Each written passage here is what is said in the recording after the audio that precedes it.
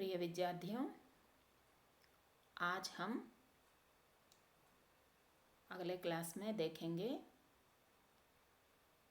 महान कवि, हिंदी साहित्य के महान कवि सूरदास के बारे में। जैसे आप सब जानते हैं, मैं हूँ doctor T Arun Kumari, Hindi assistant professor, SRN basin government arts and science college Khammam. तो अब हम सूरदास के बारे में सुनेंगे। सूरदास को हम भक्ति काल के कृष्ण भक्ति शाखा के प्रमुख कवि के रूप में देखते हैं। इससे पहले के क्लास में जब हम हिंदी साहित्य का इतिहास सुन रहे थे, उसमें हमने देखा कि हिंदी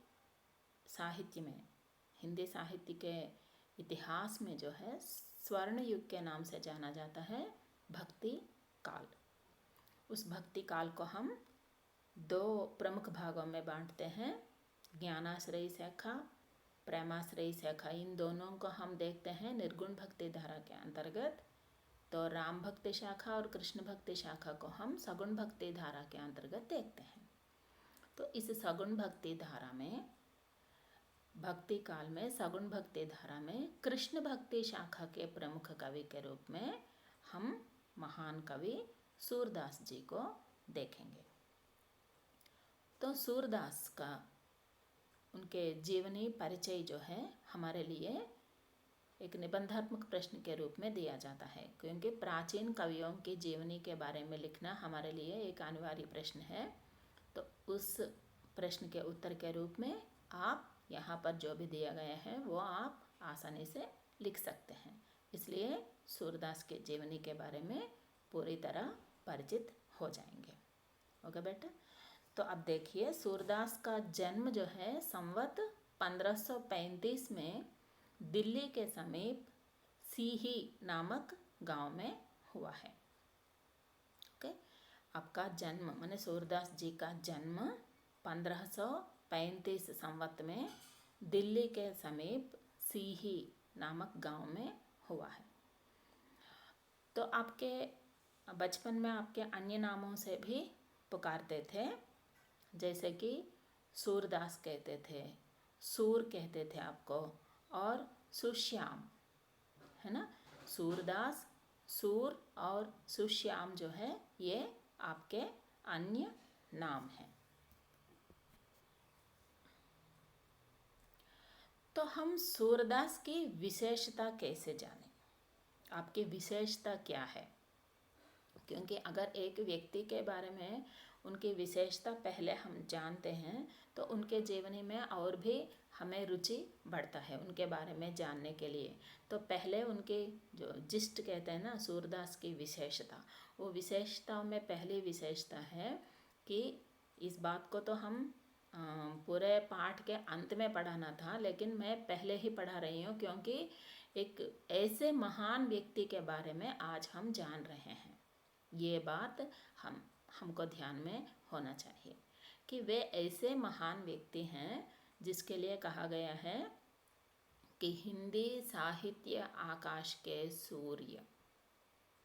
आई ना बात समझ में, कि हिंदी साहित्य आकाश के सूर्य के नाम से हम सूरदास को देखते हैं। क्यों? ये तो पूरे पाठ पढ़ने के बाद आपको आसानी से समझ में आ जाती है, लेकिन ये बात समझ में आया है ना कि हिंदी साहित्य आकाश का सूर्य। आप सोचिए, अगर हमारे आकाश में सूर्य नहीं होता तो क्या होगा? कोई भी प्राणी इस संसार में जीवन जी नहीं सकते। पेड़ पौधे हों, कीटाणु हों, बहुत छोटे से छोटे क्षुद्र जीव से लेकर बड़े से बड़े जीवों तक, सबके लिए एक ही की आवश्यकता है, वो है सूर्य। उसी तरह हिंदी साहित्य को हम एक आकाश के रूप में देखें तो उस आकाश के सूर्य हैं हमारे सूरदास। तो चंद्रमा कौन है? इससे पहले हम देख चुके हैं उनके बारे में। वे हैं महान कवि तुलसीदास, है ना। हिंदी आकाश के दो महान व्यक्ति हैं, एक है सूरदास जो हिंदी साहित्य आकाश के सूर्य हैं, एक और तुलसीदास जो हिंदी साहित्य आकाश के शशि या चंद्रमा के नाम से जाने जाते हैं, है ना बेटा। क्यों हम सूरदास जी को हिंदी साहित्य आकाश के सूर्य मानेंगे, इसको हम पूरा पढ़ने के बाद हमें पता चलेगा। और एक विशेषता है सूरदास के बारे में, कहा जाता है कि आप ब्रज भाषा के वाल्मीकि हैं। वाल्मीकि कौन है? प्रथम कवि, आदि कवि जिसको कहते हैं, संस्कृत भाषा के आदि कवि के रूप में हम जानते हैं। माने उससे पहले कुछ पढ़ा लिखा गया होगा, उससे पहले भी हुआ होगा, लेकिन उसको उस स्तर तक पहुंच जाने वाले कवि के रूप में हम आदि कवि के रूप में वाल्मीकि को देखते हैं। उसी तरह ब्रज भाषा के वाल्मीकि के रूप में हम हमारे महान कवि सूरदास जी को मानते हैं। उसी प्रकार पुष्टि मार्ग के जहाज, ये भी आपका एक विशेषतापूर्ण नाम है, पुष्टि मार्ग। ये पुष्टि मार्ग क्या है कि हम इससे पहले कह चुके हैं कि भक्ति काल में सगुण भक्ति शाखा में, सगुण भक्ति शाखा के कवि हैं हमारे सूरदास। तो पुष्टि मार्ग जो है ये भगवान पर अपनी भक्ति दिखाने की एक पद्धति है कि इसमें भगवान को और जीव को, माने प्राणी को या फिर कवि को, भक्त को, इन दोनों के बीच के संबंध को ऐसा माना जाता है कि पोषणाम तद अनुग्रह, कि हम किसके सहारे जी रहे हैं, हमारा पालन पोषण कौन कर रहा है। तो आप कहते हैं कि मेरे मम्मा पापा, है ना, क्योंकि माँ बाप जो हैं बच्चों का पालन पोषण करते हैं, ठीक बात है, सही है वो। लेकिन इस पूरे संसार का पालन पोषण कौन करेगा, है ना। तो इसको कहते हैं पोषणाम तद अनुग्रह, इसी को हम पुष्टि मार्ग कहते हैं। पोषणाम तद अनुग्रह माने हमें पुष्टि कहाँ से मिल रही है? भगवान से ही मिल रही है। तो इस पुष्टि मार्ग के एक जहाज के रूप में, जहाज क्या करता है? इस ओर से उस ओर पार करा देता है कि नहीं। जब एक धारा बहती चलती है तो हम इस ओर खड़े हैं, हमें उस ओर तक जाना है, तो पार कराने वाला जहाज है ना। तो इसी प्रकार पुष्टि मार्ग रूपी जहाज जो है वो है सूरदास। माने अगर हम सूर्य के काव्य को ठीक तरह से पकड़ेंगे तो हम इस संसार रूपी, इस दुनिया रूपी, इस पारिवारिक जीवनी संबंधी रूपी ऐसे बाधाओं से, कष्टों से मुक्ति पाकर कृष्ण की ओर आसानी से निकल पड़ते हैं। इसलिए हम यहाँ पर सूरदास जी को पुष्टि मार्ग का जहाज, पुष्टि मार्ग के जहाज के रूप में भी हम हमारे सूरदास को देखते हैं। और इन सबसे ज़्यादा एक व्यक्ति की महानता जो है वो इसी में है कि वे भक्त शिरोमणि हैं। महान भक्तों में एक के रूप में हम सूरदास की गिनती कर सकते हैं, है ना बेटा। बात समझ में कि सूरदास की विशेषताएं हैं, वे इस प्रकार हैं कि हिंदी साहित्य आकाश के सूर्य हैं आप, ब्रज भाषा के वाल्मीकि के रूप में जानते हैं आपको, और आप पुष्टि मार्ग के जहाज हैं, और महान भक्त शिरोमणि के रूप में हम सूरदास को जानते हैं। तो देखिए, लोगों का विश्वास है कि सूरदास जन्मांध थे। ये और भी रोचक बात है कि जन्म अंधा, जन्मांध, फर्स्ट ईयर में आप पढ़े थे संधि कैसे बनता है। जन्म अंधा माने जन्म से अंधा, तेलुगु में इसी को कहते हैं पुट्टू गुड्डी, जन्म से ही वो अंधा है, ऐसे व्यक्ति के रूप में सूरदास को जानते हैं हम। देखिए, अगर एक चीज़ नहीं होती तो हम अगर एक दिन एक आध बार अगर इलेक्ट्रिसिटी चला जाता है ना। जब बिजली कट जाती है तब हम ऐसे ऐसे हो जाते हैं, लेकिन ये तो जन्मांध हैं। तो तभी हमें इस बात को याद करना चाहिए कि अंधकारमय जीवन जीते हुए भी एक किस प्रकार के उजाला का अनुभव किया है हमारे सूरदास जी ने, और सूर्य के रूप में प्रकाशित कैसे हुए हैं देखा। इसलिए हम कहते हैं हिंदी साहित्य आकाश के सूर्य के रूप में हम अपने सूरदास जी को। वे तो जन्मांध हैं, फिर भी वे सूरज की तरह पूरे हिंदी साहित्य को जगमगा रहे हैं। न केवल हिंदी साहित्य को बल्कि विश्व साहित्य में भी आपका नाम आदर के साथ लिया जाता है। चक्षुहीनता के कारण उनका बाह्य संसार अंधकारमय था।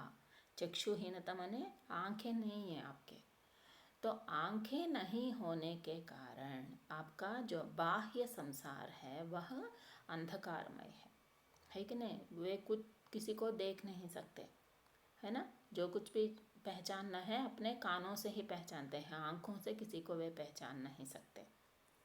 पर अंतःचक्षुओं के द्वारा वे श्री कृष्ण के रूप सौंदर्य का अवलोकन करते थे। अगर आपको सोचिए कि कोई प्रश्न का उत्तर नहीं मिला, जब आप परीक्षा लिख रहे हैं तो आपको कोई प्रश्न का उत्तर नहीं मिला, तो आप क्या करेंगे? एक बार आंखें मूंद कर ऐसे ठीक तरह से बैठ जाएंगे और सोचेंगे। कहाँ सोचेंगे? अंतर मन में। तब आपको याद आएगा, हाँ ये लेसन तब सुने थे, उस दिन ये हुआ, उस दिन ये मैंने उसका नोट्स इस कॉपी में लिखा, ऐसा हुआ ऐसा हुआ। ये सब कहाँ सोचेंगे हम? अपने अंतर मन में। क्योंकि बाह्य की चीज़ें जो है अपनी ओर आकर्षित करते रहते हैं, लेकिन अंतर मन जो है वो अपने आप में डूबने की सहायता करता है ना। इसी तरह बाह्य चक्षुओं के ना होने के कारण सूरदास ने क्या किया? श्री कृष्ण के बारे में, उनके बाल सौंदर्य के बारे में, उनके बालक रूप के बारे में, रूप छवि के बारे में, उनकी सुंदरता को, इन सब चीज़ों को सूरदास कहाँ देखते थे? अपने अंतर मन में। अवलोकन करना मतलब देखना, दर्शन करना, है ना। तो अपने अंतःचक्षुओं के द्वारा वे श्री कृष्ण के रूप सौंदर्य का अवलोकन करते थे। सूरदास के गुरु कौन थे? पता है आपको, पहले आप भी पढ़ चुके हैं कि सूरदास के गुरु जो हैं वह हैं वल्लभाचार्य। अपने गुरु से भेंट होने के बाद सूरदास कृष्ण लीला संबंधी पदों का गाना आरंभ किया था।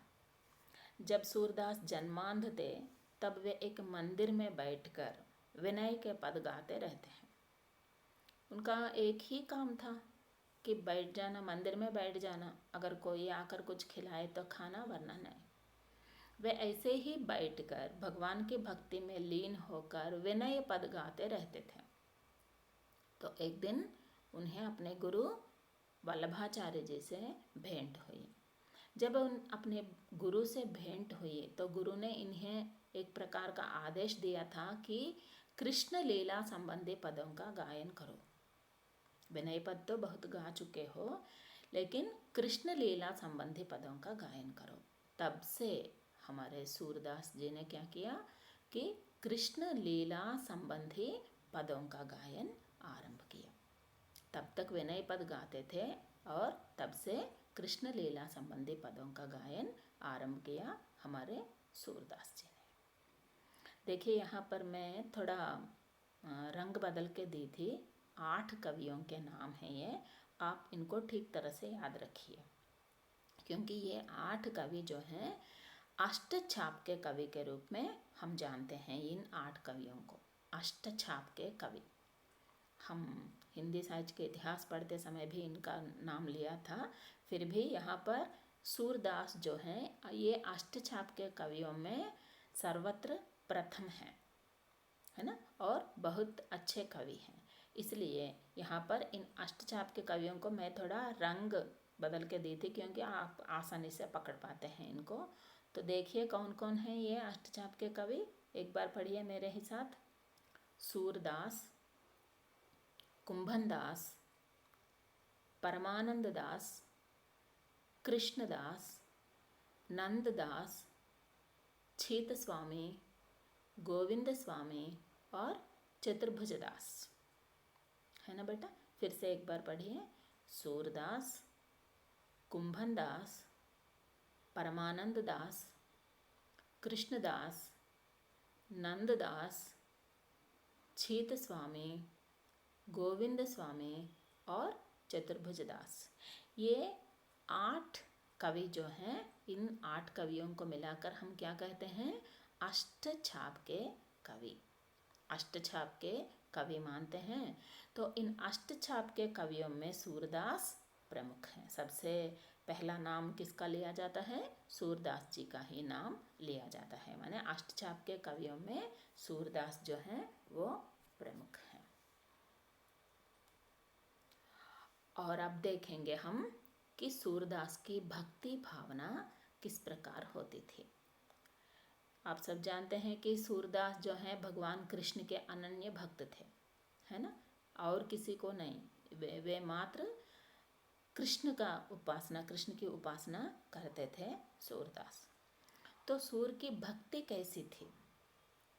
माने भगवान से भक्ति करते समय, भगवान को भक्ति को एक प्रकार से प्यार भी कर सकते हैं। जहाँ पर हम तुलसीदास को देखे थे तो वहाँ पर तुलसीदास जो हैं श्री राम जी का दास मानते हैं खुद को, है ना? लेकिन यहाँ पर सूर की भक्ति जो है वो है सख्य भक्ति। सख्य भक्ति का मतलब क्या है? कि सखा माने मित्र। सख्य भक्ति का मतलब है कि एक मित्र के साथ किस प्रकार व्यवहार किया जाता है, उसी प्रकार का व्यवहार भगवान के साथ करना, इसको सख्य भक्ति कहते हैं। दास मतलब मालिक होगा और एक दास होगा, है ना? मालिक के दास स्वामी कहते हैं, है ना? अपने स्वामी का दास होता है। माने यहाँ तुलसीदास की भक्ति जो है वो है दास्य भक्ति। माने उनके लिए श्री राम जो है स्वामी है, मालिक हैं, और तुलसीदास जो है अपने श्री राम के दास हैं। यहाँ पर सूरदास कैसे हैं? कि सूरदास जो है सख्य भक्ति के प्रमुख हैं। माने वे और कृष्ण ये दोनों बहुत गहरे मित्र थे, ऐसा भगवान पर अपना प्यार प्रकट करते हैं। मीराबाई भी एक प्रकार है, मीराबाई भी कृष्ण भक्तनी है। तो मीराबाई की भक्ति कैसी थी? हाँ, मीराबाई के बारे में हम अगले सत्र में पढ़ेंगे।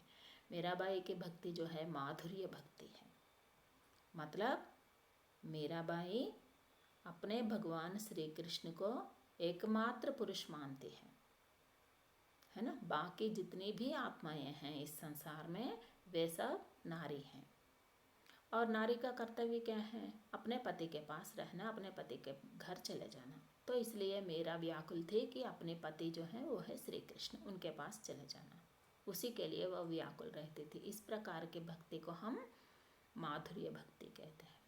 यहाँ पर सूरदास जी जो हैं वे हैं सख्य भक्ति के उपासक। कहते हैं ना बेटा कि एक बात है, यद भावम तद भवति। सुना है कभी आपने कि यद भावम तद भवति, माने जिस प्रकार हम भावना करेंगे उसी प्रकार होगा। कि आप भगवान से किस प्रकार बर्ताव करेंगे, भगवान भी आपसे उसी प्रकार का व्यवहार करेंगे। आप भगवान को अपना बेटा समझिए, वो बेटा बनकर आ जाएगा। बेटी समझिए, बेटी बनकर आ जाएंगे। और अपना मित्र समझिए, अपना पिता समझिए, अपने पति समझिए। माने ये जो भावना जो है हमारे दिल में होता है ना? जिस प्रकार हम भगवान के चरण में ले जाते हैं कुछ न कुछ, उसी के अनुरूप भगवान का भी व्यवहार होता है ना? इसलिए कोई कवि उसे अपना पुत्र समझता है, जैसे कि यशोदा मैया क्या समझती है उसको? अपना पुत्र। नंद जी अपना पुत्र, कंस अपना विरोधी। जो जिस रूप से देखेगा भगवान उसको उसी रूप से दिखाई देगा। ये है भगवान की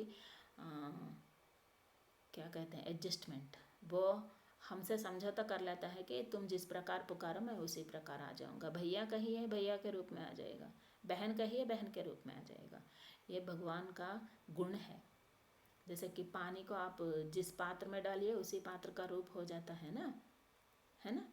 जिस माने एक लोटे में डालिए लोटा बन जाता है, हांडी में डालिए हांडा बन जाता है। पानी का कोई रूप नहीं होता, उसी तरह भगवान का भी कोई रूप नहीं होता। वो हम जिस प्रकार पुकारेंगे वो उसी प्रकार हमारे पास आ जाएगा।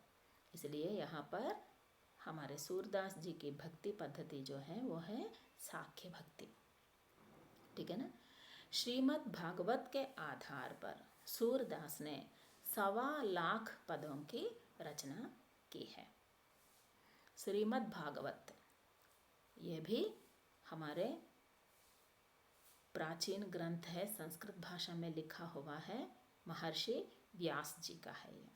तो इस भागवत के आधार पर, भागवत में क्या लिखा हुआ है, रामायण जो है श्री राम जी की कथा है, और महाभारत जो है श्री कृष्ण एवं पांडुपुत्र और कौरव कुरुपुत्र इन दोनों का संघर्ष, ये लिखा होता है हमारे महाभारत में। तो भागवत में जो है भगवत भक्तों की कथाएं लिखी हुई हैं। कितने भी महान भक्त हुए हैं श्रीमद् भागवत में, भगवान के जितने अवतार हुए हैं उन सब अवतारों की कथाएं और भगवत भक्तों की कथाएं लिखी गई हैं भागवत में।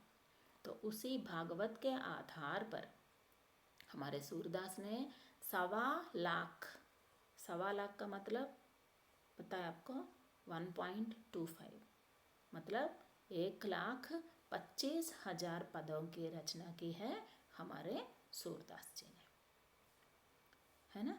देखिए एक अंधा व्यक्ति होकर किस प्रकार भक्ति में लीन हुए हैं और अब तक उनका नाम किस तरह रोशन हुआ है। उन्होंने हिंदी साहित्य आकाश को किस तरह रोशनी से प्रभावित किया है, इसको कहते हैं अचीवमेंट, है ना।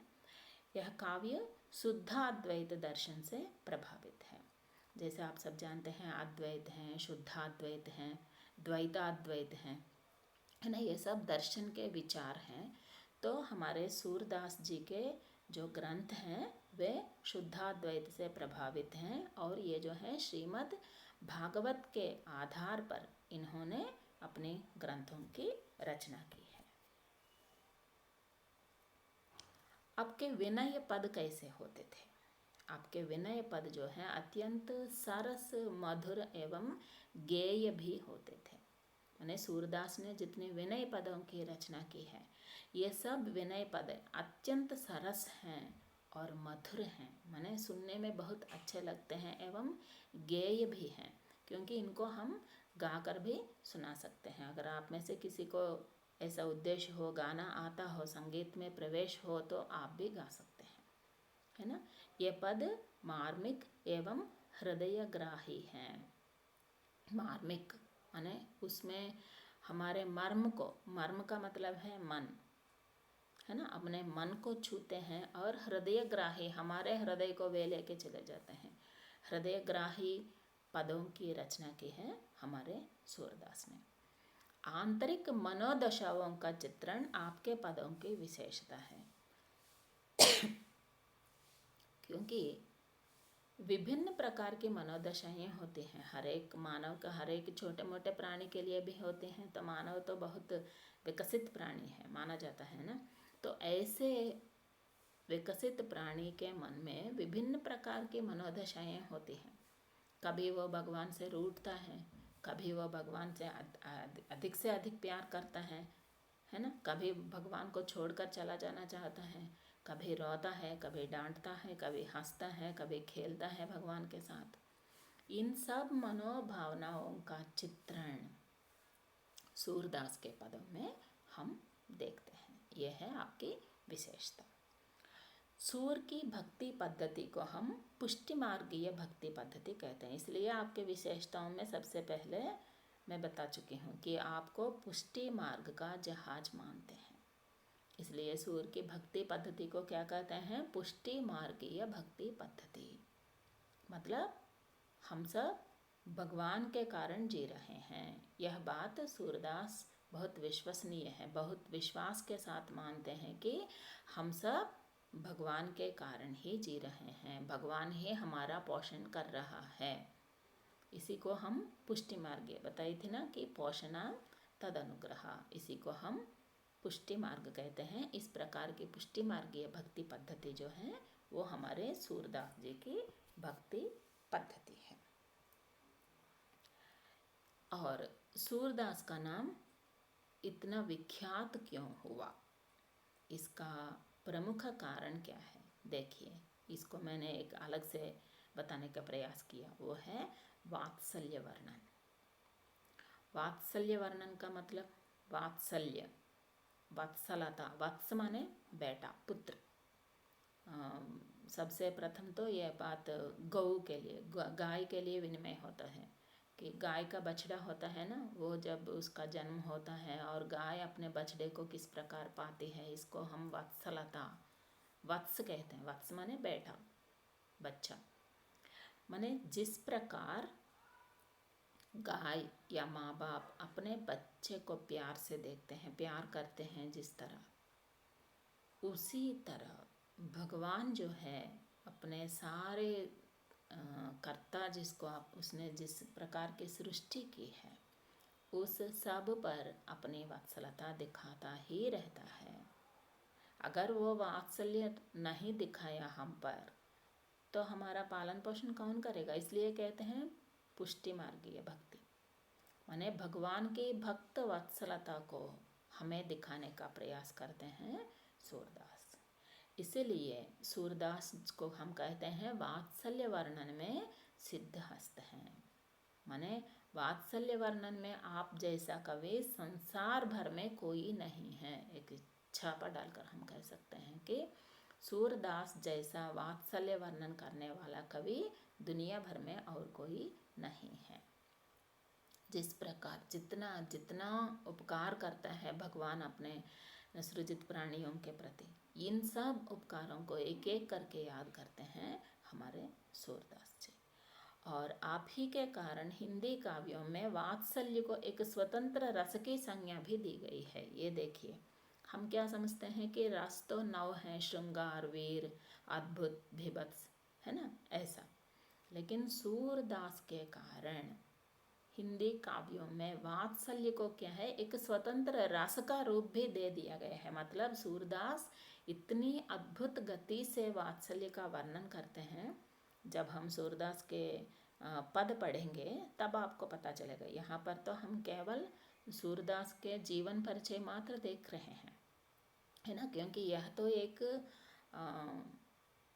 निबंधात्मक प्रश्न के उत्तर के रूप में अब हम देख रहे हैं, है ना। इसमें सूरदास जी का कवि परिचय हो रहा है, लेकिन उनके पदों को अलग से देखना पड़ेगा। एक क्लास में तो ये सब खत्म नहीं हो सकते, है ना बेटा। जब उनके माने पहले कवि के बारे में देखें और उसके बाद में उनके लिए द्वारा लिखे गए पदों को देखें, तब हमें आसानी से इन दोनों में मेल मिलाप हो जाता है कि ऐसा कवि है इसलिए ऐसा लिखा है कि नहीं। कबीरदास को देखेंगे तो गुरु की महिमा सुनेंगे और उनका दोहा भी ऐसा ही निकला। उसी तरह वात्सल्य वर्णन जिस तरह हमारे सूरदास जी लिखते थे, श्री कृष्ण का जो रूप सौंदर्य हो वो भी आएगा बाद में, उनके वात्सल्य वर्णन जो है संसार भर में बेजोड़ है। दुनिया में ऐसा कोई भी कवि नहीं है तुलसीदास की तुलना में आकर खड़े हो सके। वात्सल्य वर्णन अद्भुत वर्णन करते हैं हमारे सूरदास। इसलिए क्या किया गया है कि हिंदी काव्यों में वात्सल्य को एक स्वतंत्र रस का रूप भी देने का प्रयास किया गया है हमारे सूरदास जी के वात्सल्य वर्णन के ही कारण। और क्या क्या है हमारे सूरदास जी के पदों में? बाल कृष्ण के रूप सौंदर्य, नटखट चेष्टाओं, बाल सुलभ क्रीड़ाओं का वर्णन जिस प्रकार सूरदास ने किया है वैसा अन्यत्र दुर्लभ है। देखिए, बाल कृष्ण के रूप सौंदर्य, कितना सुंदर होता है बालक श्री कृष्ण। जब वो पालन में झूलता हो तब से लेकर गायें चराने जाता हो तब तक उनकी जो पालन, उनका जो पोषण होता गया, जब वे बढ़ते गए, वे कदम चलाते रहे, उन सब का वर्णन जो सूरदास करते हैं, बालक श्री कृष्ण की सुंदरता रोज रोज हम पढ़ें तो भी हम ऊबते नहीं। इतनी सुंदर पद हैं कि रोज रोज उनको पढ़ने का ही मन करता है, उतना सुंदर होता है। और नटखट चेष्टाएं आप सब तो किए होंगे, जाकर अपने माँ से पूछ लीजिए, माँ मैंने क्या किया बचपन में, तो वो इतना बड़ा लिस्ट देगी आपको, है ना। सब लोग तो ऐसे ही हैं, श्री राम हो या श्री कृष्ण हो, जब मानव का रूप लिया है तो ऐसा करना ही होगा उनके लिए भी।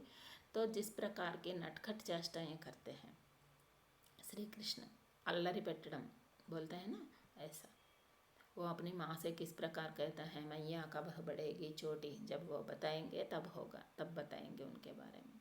माने जैसे छोटे छोटे बच्चे जिस तरह व्यवहार करते हैं इसको। और बाल सुलभ क्रीड़ाओं का, बच्चे किस प्रकार खेलते हैं, छोटे छोटे बच्चे कौन कौन सी खेल खेलते हैं, खेलते समय कौन कौन सा व्यवहार करते हैं, इन सब का वर्णन जिस प्रकार सूरदास ने किया है वैसा अन्यत्र दुर्लभ है और किसी कवि में हम अब तक ना देखे थे। उस तरह का बेजोड़ वर्णन किया है हमारे सूरदास ने। बाल मनोवैज्ञानिक के पारखी होने के कारण विश्व साहित्य में सूरदास बेजोड़ कवि माने जाते हैं। बाल मनोवैज्ञानिकता जिसको कहते हैं ना चिल्ड्रन साइकोलॉजी, हाँ, बाल मनोवैज्ञानिकता इसके पारखी हैं हमारे सूरदास। माने जब भी वे आंखें बंद कर बैठते हैं तो उनके सामने कौन नाचता रहता है कि हमारा बालक श्री कृष्ण। इसलिए बालक का मनोवैज्ञानिकता किस तरह होता है ये तो पकड़ चुके हैं हमारे सूरदास। विश्व साहित्य में आप कहीं भी देखिए सूरदास जैसा अद्भुत वर्णन कहीं पर भी हमें नहीं मिल सकता। ठीक है ना बेटा। बाल कृष्ण का रूप सौंदर्य, नटखट चेष्टाएं, बाल सुलभ क्रीड़ाओं का भी आपने वर्णन किया। इसके साथ साथ बाल मनोवैज्ञानिक के आप, बाल मनोविज्ञान के आप ज्ञाता भी हैं, पारखे भी हैं। इसलिए आप जैसा महान कवि विश्व भर में हमें और किसी को नहीं देखते। इसके साथ साथ मातृ हृदय का मर्मस्पर्शी चित्रण भी सूरदास ने किया। मातृ हृदय, एक माता का हृदय कैसे होता है, देखिए वे कौन हैं, एक पुरुष हैं, फिर भी माता के हृदय का आविष्कार जिस प्रकार सूरदास ने किया वैसा कोई नारी भी नहीं की। ये हुई बात, है ना। मर्म को छूना, मन को छूना, इस प्रकार माने श्री कृष्ण को देखते ही देखते हमारे सूरदास कभी माँ बन जाते हैं, कभी पिता बन जाते हैं, कभी उनके सखा बन जाते हैं। माने कृष्ण के अनुरूप ये भी अपना रूप बदलते रहते हैं और मन में जो कुछ भी आया बताते रहते हैं, उनके शिष्य बैठकर लिखते रहते हैं, है ना। इस तरह मातृ हृदय का मर्मस्पर्शी चित्रण भी आपने किया। और इसके साथ साथ सूरदास की विशेषता और एक है आपकी कविता की कि संयोग एवं वियोग श्रृंगार का सफलतापूर्ण चित्रण किया है। श्रृंगार का मतलब अब और कोई अन्य सोचों से ना ले, लेकिन जब तक गोपी के साथ श्री कृष्ण रहता है तब तक संयोग श्रृंगार के बारे में बताया जाता है। और जब ये इन गोपियों को छोड़कर जब चला जाते हैं मथुरा, कंस का वध हो जाता है, उसके बाद वहीं पर रह जाते हैं श्री कृष्ण, तब से गोपियों की स्थिति जो है वो वियोग श्रृंगार के लिए सुप्रसिद्ध हो जाता है। मतलब कृष्ण से मिलकर रहना संयोग है, कृष्ण से विमुक्त हो जाना माने कृष्ण को छोड़कर रहना वियोग श्रृंगार है। इन दोनों स्थितियों का वर्णन हमारे सूरदास बहुत ही अद्भुत गति से करते हैं। ये भी आपकी एक विशेषता है।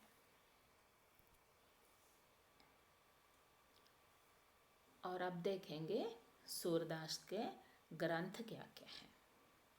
सूरदास के 3 प्रमुख ग्रंथ हैं, सूरसागर, सूरसारावली एवं साहित्य लहरी।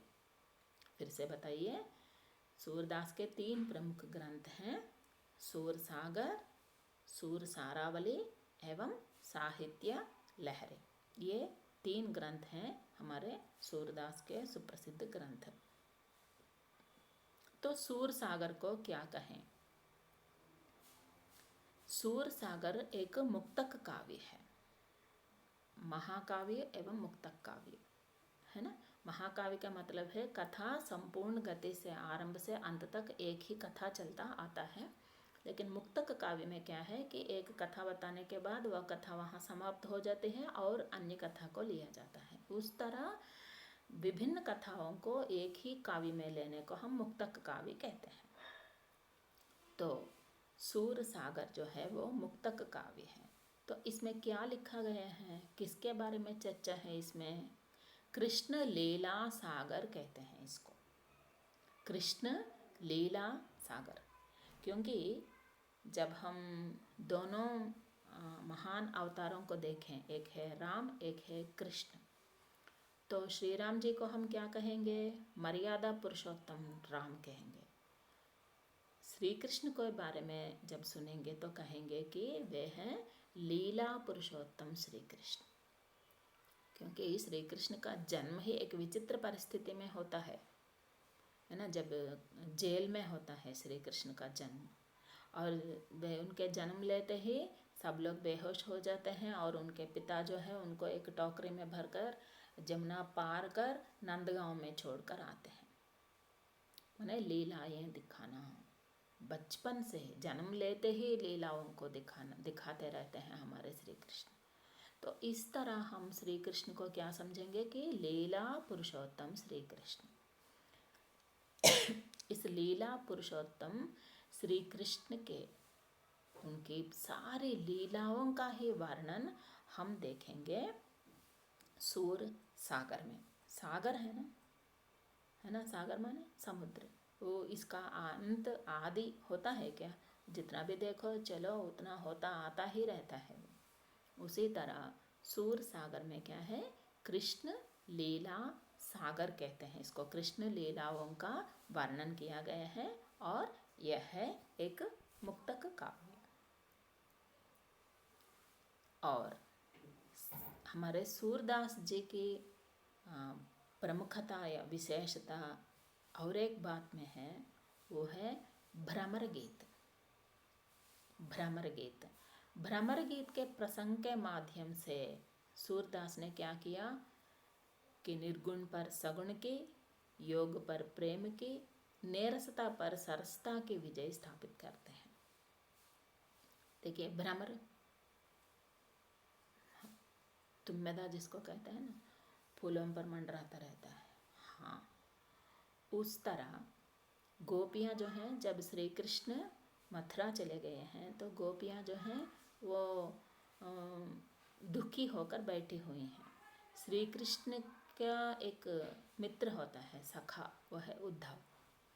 जब उद्धव आता है गोकुल में, आकर गोपियों को ज्ञान का संदेश देना चाहता है, क्योंकि आपको ऐसे विषाद में रहना नहीं चाहिए, क्योंकि श्री कृष्ण तो उधर हैं।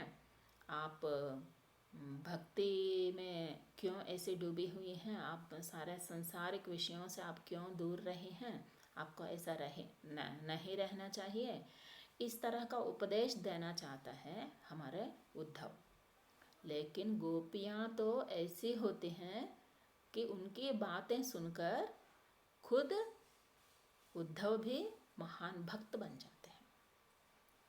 मतलब क्या है, गोपियों के ज्ञान को उन्हें शायद अंदाज़ा नहीं था, इसलिए वो गोपियों को थोड़ा ज्ञान बांटना चाहते हैं। इसलिए यहाँ पर बताया गया योग पर प्रेम की, क्या योग साधना करने से भगवान मिल जाता है? आंखें मूंद कर नाक को पकड़ कर ये सब क्या है? बाह्य आडंबर मात्र है। इन आडंबरों से क्या लेना देना? हमारे सूरदास जी को कृष्ण कैसे मिल गया? क्या इन्होंने कोई हठ योग थोड़े किया है ना? हठ योग करने से थोड़ा बहुत शरीर शुद्ध हो सकता है, लेकिन मन की शुद्धता के लिए श्री कृष्ण को अपने अंदर बिठाना चाहिए। आप चाहे श्री कृष्ण या चाहे श्री राम, मर्जी अपनी, लेकिन उसको अपने अंदर लाना चाहिए। वो अपने अंदर कैसे आएगा? जब अगर किसी को अपने घर के अंदर बुलाना है तो घर कैसे होना चाहिए? एक आध कमरा खाली होना चाहिए, तभी वो आएगा। लेकिन ये अगर पूरा भरा हुआ है, जहाँ पर 50 लोग होना है वहाँ पर 100 लोग पहले से ही मौजूद हैं, तो अब बाहर से किसी को कैसे लाएंगे? मतलब यहाँ और यहाँ पूरा भर गया है। किससे? बाह्य विषयों से। तो हमारे श्री राम या श्री कृष्ण को हम यहाँ कैसे बिठाएंगे? इसलिए योग से बड़ा है प्रेम, निर्गुण से बड़ा है सगुण, ज्ञान से उत्तम है भक्ति, है ना? नीरस से उत्तम है सरसता।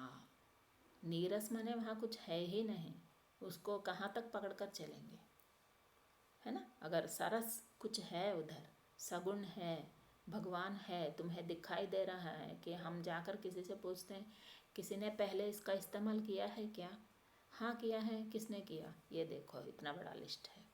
प्रहलाद देखो, द्रौपदी देखो, पांडवों को देखो, कितनों को भी आप देखिए, है ना? जब ये लिस्ट देते हैं तब हमें भी विश्वास आ जाए, चलो हम इसको पकड़ें और वो हमें पार करा देगा।